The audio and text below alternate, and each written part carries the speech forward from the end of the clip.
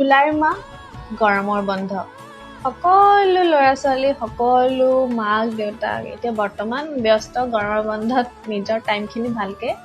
spend কৰালৈ হ'বও লাগে তেনেকুৱা কাৰণ গোটেই বছৰটোৰ ভিতৰত যিখিনি পঢ়ি আছে ল'ৰা ছোৱালী সেইখিনিতো এই একমাহটোৱে পায় আজিকালি শুনিছোঁ একমাহ বোলে নিদিয়েই বন্ধ ক'ৰবাত 15-20 দিনমানহে দিয়ে তো ন' ডাউট এইখিনি সময় তেওঁলোকে অলপমান ভালকৈ কটাব বিচাৰে তো মই এইখিনিতে ক'ব বিচাৰোঁ যে আমি যেতিয়া গৰমৰ বন্ধ পাইছিলোঁ স্কুল কলেজত থাকোঁতে তেতিয়া বিশেষকৈ স্কুলত থাকোঁতে তেতিয়া আমাৰ কিন্তু এটাই ধান্দা আছিলে যে মামাহঁতৰ ঘৰত যাব লাগে গৰমৰ বন্ধ পৰক কোন মামাহঁতৰ ঘৰত যাব সেইটো আগতেই ডিচাইড হৈ যায় মই যাম নে মোৰ ভণ্টি যাব আৰু আমি মানে পাল পাতি লৈছিলোঁ এই বছৰ যদি মই যাওঁ অহা বছৰ তাই যাব আৰু আমি পুৰা এক মাহ আছিলোঁ দেই 20-25 দিনটো আছিলোঁৱে আৰু সেইটোৰ এটা মাদকতা অলপ বেলেগ সেইটোৰ উপলব্ধিটো বেলেগ সেইটোৰ এক্সপিৰিয়েঞ্চটো সম্পূৰ্ণ বেলেগ কাৰণ আমি মামাহঁতৰ ঘৰত যোৱা মোৰ বিশেষকৈ এটা আছিলে যে মই ফুৰিব লাগে খাব লাগে আইতাহঁতৰ লগত থাকিব লাগে মামাহঁতৰ লগত থাকিব লাগে খেলিব লাগে সৰুতে আৰুনো বেলেগ আৰু কি ধান্দা ন এইখিনি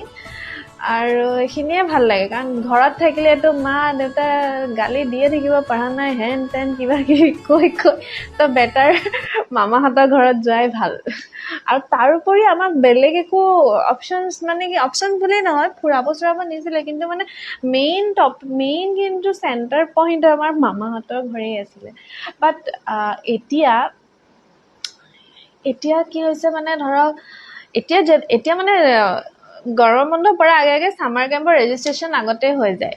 আৰু তাৰ ওপৰত প্লেনছবিলাক হৈ যায় শ্বিলং যাব নে ছিকিম যাব নে দাৰ্জিলিং যাব হয়তো এতিয়াও বহুত আছে যিয়ে মামাকৰ ঘৰলৈও যায় বা এনেকৈ যায় কিন্তু বেছিভাগটো এইটোৱে ঠাণ্ডা জেগাত যাব গৰমৰ দিন ঠাণ্ডা জেগাত যাব